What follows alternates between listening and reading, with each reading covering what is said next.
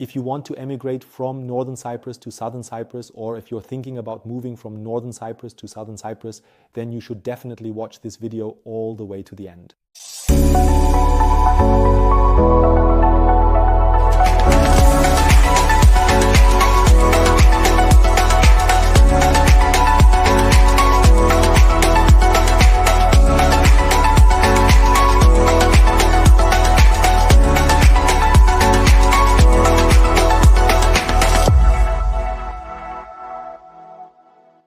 Hello and welcome. My name is Florian Wilk. I am the Managing Director of CMC in Larnaca, Cyprus. For 15 years, we have been supporting entrepreneurs and emigrants in establishing themselves in Cyprus, assisting with all tax and legal matters. And right now, I sense that a lot of family business owners want to move on from Northern Cyprus, so to speak, into the Republic. Cyprus into the southern part. And if this is a topic that concerns you, then I want to give you some important tips in this video. And of course, we also offer our support along this journey. What are the reasons? I probably don't need to tell you. Yes, Northern Cyprus is, of course, beautiful in terms of landscape, no question. I myself really enjoy visiting the Turkish part. Yes, it's a beautiful part of the island. But of course, it struggles with economic problems, high inflation, costs keep rising, and there are occasional internet and power outages. The legal situation is changing very dynamically, especially when it comes to real estate, and so on and so forth. So when it comes to infrastructure, there are definitely some problems that unfortunately can't just be talked away, so to speak, and many are prompted to reconsider their decision after all. And before you go back to Germany, Austria, or somewhere like that, I think it really makes a lot of sense to first take a look at what alternatives there are on the island, because that's the nice thing about Cyprus. From Northern Cyprus, there's only a demarcation line to the south, and as an EU citizen, you can cross over without any problems. Over to the southern part, that's probably happened often already, visiting the south. Even if it's just to do some shopping, have a good meal, or use Larnaca Airport. That's something people do very, very often. And you have to say, the advantage in the Republic of Cyprus is that on the one hand, you have a very, very high level of stability. Both in terms of taxes and the economy, the Republic of Cyprus is very, very stable. We have very low inflation, costs are really stable, and you have an extremely good infrastructure. That applies to electricity supply, water supply, and also to the internet. You have 100, 200, 500 megabits per second. That's standard in the Republic of Cyprus. You simply have an administration that works. In general, you have a European standard. People speak English, many more people speak English, and you just have a completely different infrastructure. And of course, that's really advantageous in everyday life. And it starts with small things like the reliability of certain service providers or the speed of certain administrative processes, and so on and so forth. Then there's also a very important point, immigration. As an EU citizen, you can, in the Republic of Cyprus, obtain permanent residency, and you can do so within a 1-hour appointment. And that's a one-time appointment you have to attend, not something you have to do every year.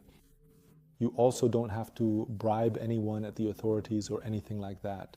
There is no everyday corruption, thank God. These are all things that I personally like very, very much. That things just run straightforwardly and in a European way, that you can rely on people, that you can trust people, that they are correct, honest, reliable, and helpful. That's really the overall package that makes the Republic of Cyprus, the southern part, so attractive. And real estate is also affordable. So you don't have those sometimes quite very high real estate prices that you sometimes see in the northern part. That's certainly appropriate for certain locations and certain projects. But in general, I think there's also a certain bubble forming there. In the south, we have less of that. There you can easily find a long-term rental property, but also a property to purchase. And while you will see rising prices there, it's still in small steps. You simply have a certain continuity and not this strong volatility like in the Turkish part. And my recommendation is, if you're thinking about maybe making a change from north to south, that you just try living for a week or two in an Airbnb just to see what it's like, what everyday life is like. Do I like it? Can I adapt quickly? It may be an island, but it's already different in the south. And if you've spent a year or two in the north, it is, of course, an adjustment. Often in a positive way, but of course you have to like it and feel comfortable with it. That's why you should definitely try living there for a week or two or even longer. Then it's important if you decide to take this step into the Republic. Cyprus, I would be cautious when it comes to the topic of Northern Cyprus. It's not really looked upon favorably. It's a very, very sensitive political issue. And many families in the southern part have had experiences of fleeing in their family history, or their ancestors did. And of course, those wounds run very, very deep, and you shouldn't reopen them. It's probably best not to bring up the Turkish part too much or mention that you lived there before, even with the authorities. I mean, it really goes without saying, I would say, but I just want to emphasize this again here very, very. Of course, it's clear that you can't provide proof of income to the authorities with a bank statement from a Turkish or Northern Cypriot bank or anything like that. Or that you shouldn't be driving around in the south for an extended period with a Northern Cypriot license plate, but should instead register a vehicle in Southern Cyprus, of course, and so on and so forth. So this whole picture is absolutely crucial. That doesn't mean you can't continue to visit the northern part. The demarcation line is there and you can cross over to the other side at any time. But of course, it might make sense to benefit from the standard of living, the lifestyle of the southern part, and also from its stability. And then maybe now and then in your free time for a day or two, for a long weekend, to visit friends or something, you could visit the northern part. You go to the Turkish part. The south is also very attractive from a tax perspective. You have non-dom status, which means you can be tax-free on capital income for up to 17 years if you want. We're also happy to support you with that.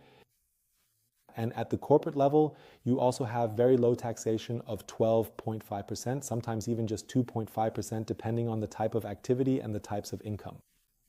And of course, that's also very, very attractive. The healthcare system is also very good, really at a very high European level, you have to say. And I think the overall circumstances, the whole package in South Cyprus is simply very, very attractive.